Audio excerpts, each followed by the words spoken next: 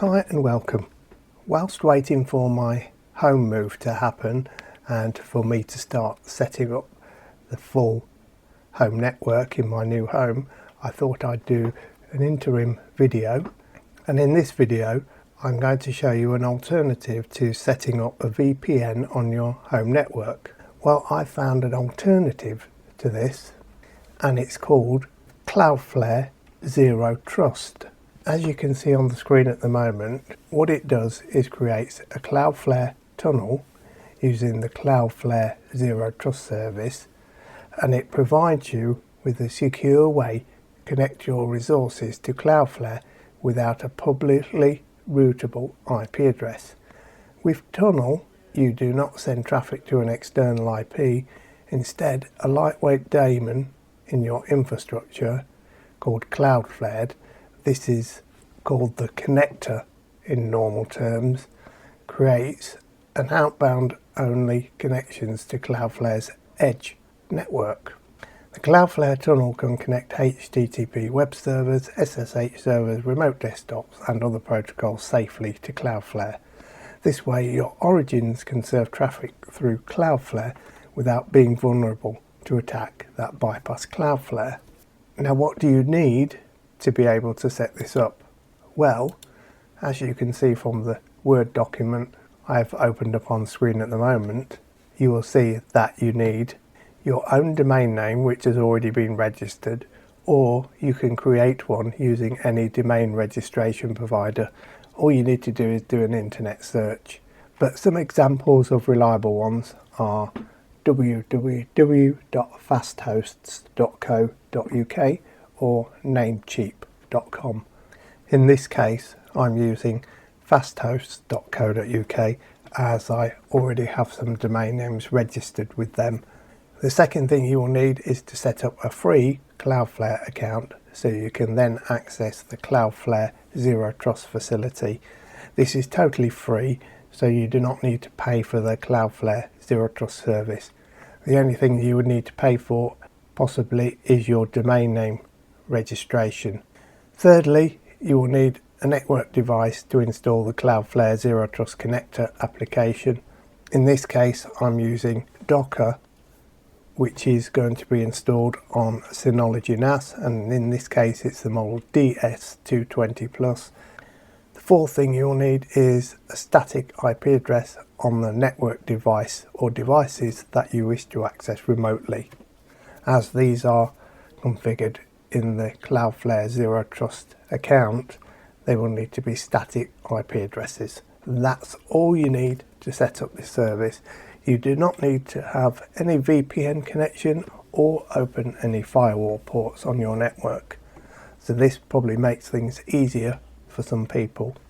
Here you can see I'm just giving you an example of the Fasthosts web page where you can register a .com domain name free. So the first thing you need to do is go to Cloudflare, which is www.cloudflare.com, and we're going to be signing up to register your Cloudflare account so that we can set up the Zero Trust service.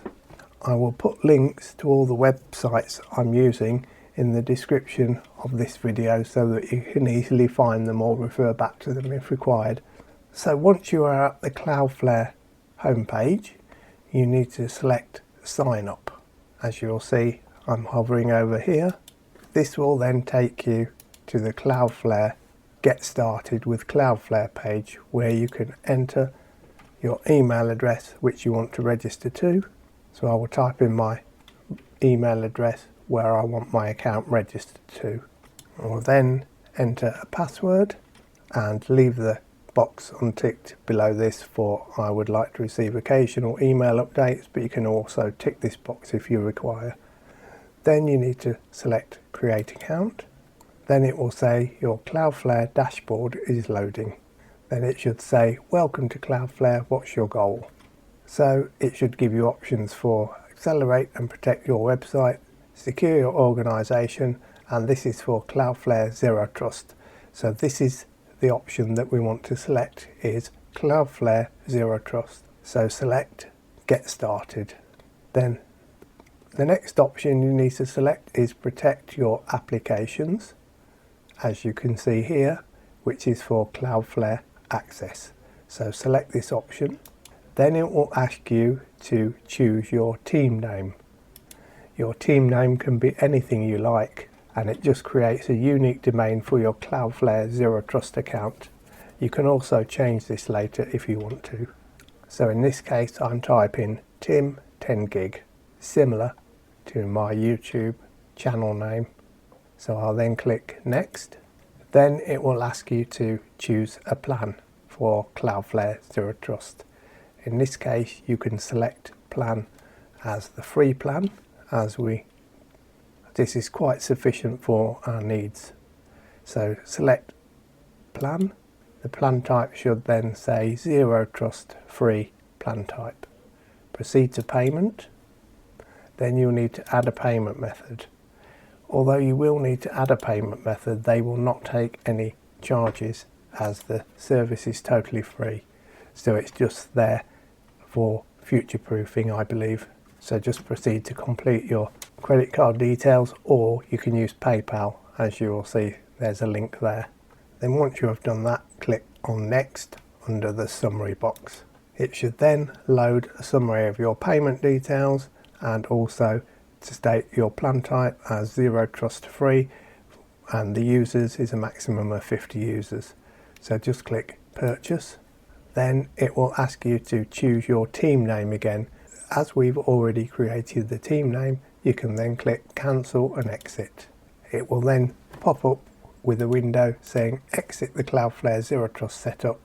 You can click confirm and exit. It should then take you to your Cloudflare dashboard.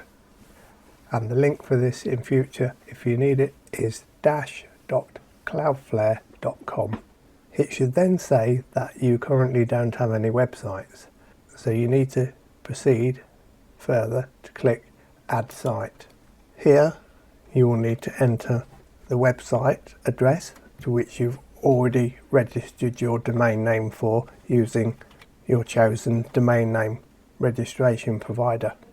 So the domain name I'm using, which I've already registered previously and which is spare, is 10gigtim.com.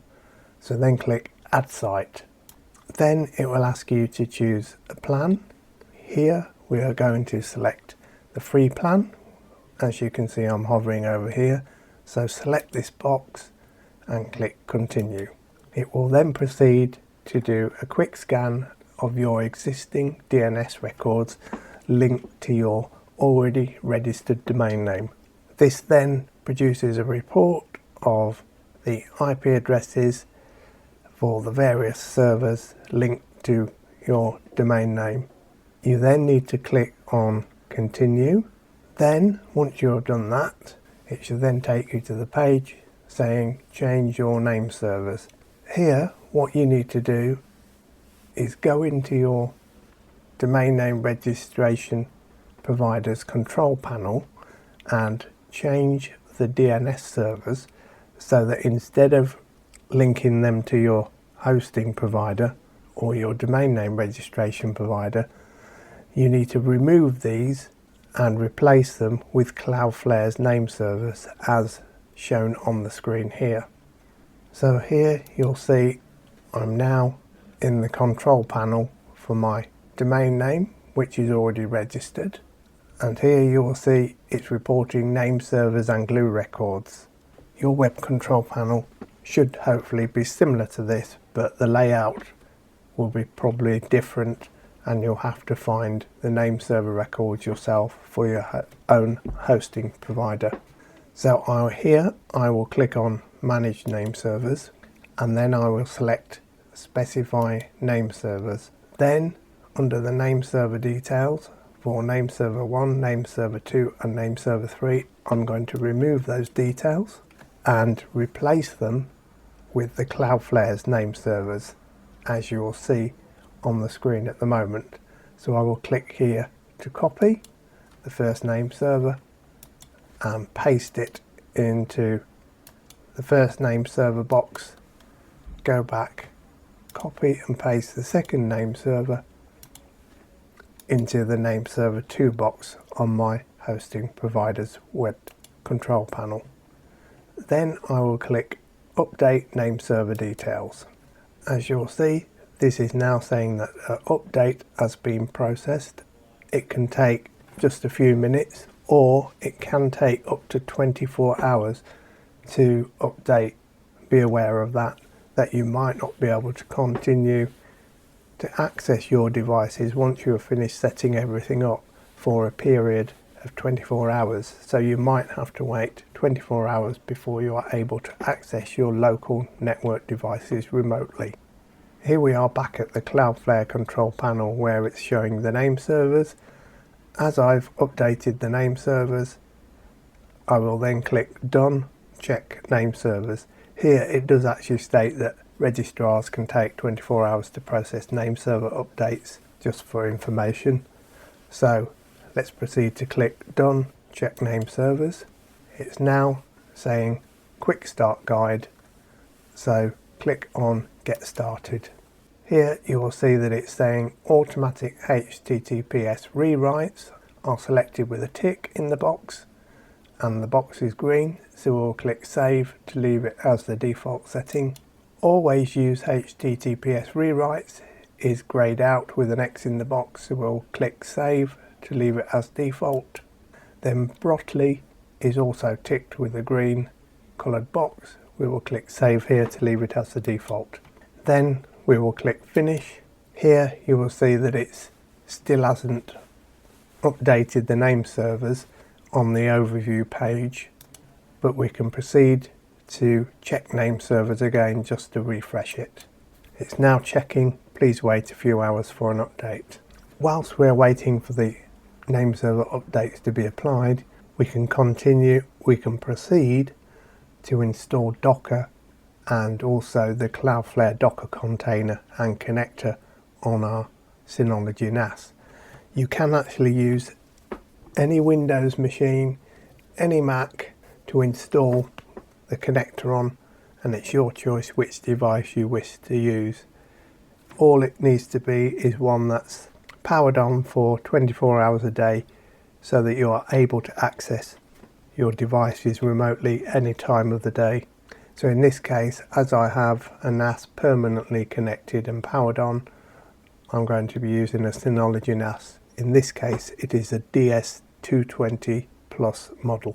So to set up Docker, we first need to go to our NAS login page on our local network and proceed to log in to your NAS using your normal login credentials. Once you are logged in, you will need to select Main Menu, then select Package Center, and then under the search box type in Docker, D-O-C-K-E-R, press Enter, and then it should proceed to show you Docker under Utilities. Click Install. Just proceed to continue to install Docker as you normally would any other package. It is now saying that Docker has been installed, so we can click Open, tick the box to Don't Show this again, and then close the Welcome to Docker window that appears. I'll maximise the window so you can see it better, and then under Containers you will need to select Create, and then from the window that appears on top of that, select Go to Registry, then insert keywords into the search box at the top right corner here and type in Cloudflare.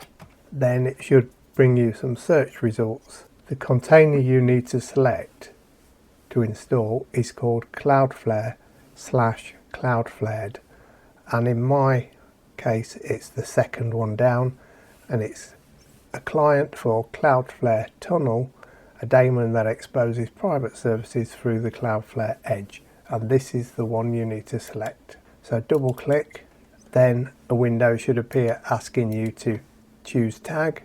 Please choose a tag, and we want to select the latest one and click on the select button.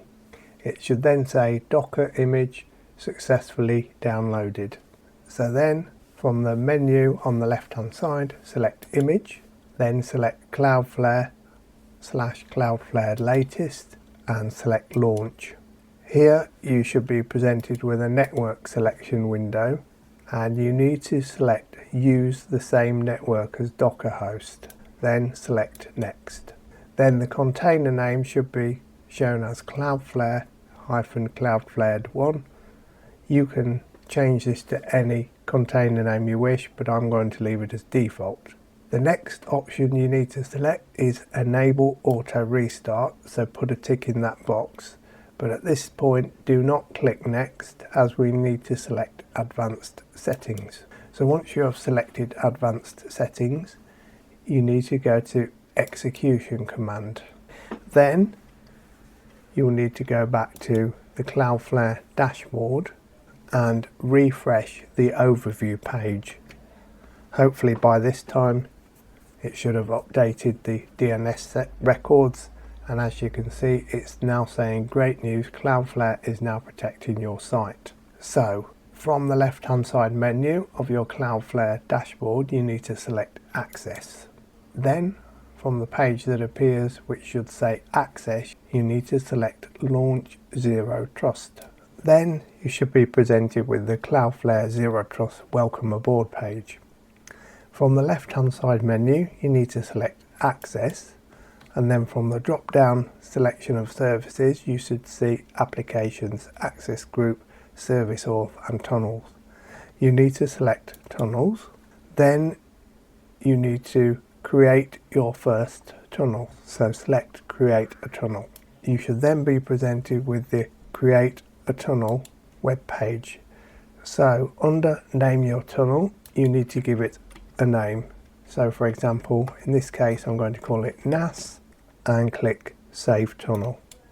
Then it will ask you to choose your environment. This is where we are going to copy and paste token information into our Docker connector installed on our NAS. So as I'm using a Docker container, I'm going to be selecting Docker. So I select Docker. Then I'm going to copy and paste the Docker Run Cloudflare section here. So click Copy to Clipboard. I'm going to paste this into Notepad.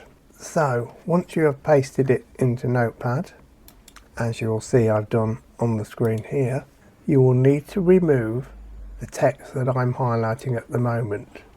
So to confirm, the text that I've highlighted, which should be removed, is Docker space run space Cloudflare / Cloudflared latest, as you'll see on the screen here. So delete this and then click the delete key once more to justify the remaining text so that it's right up to the left hand side without any spaces.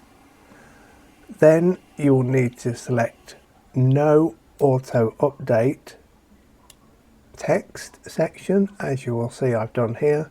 So the text you should be highlighting is -no auto update.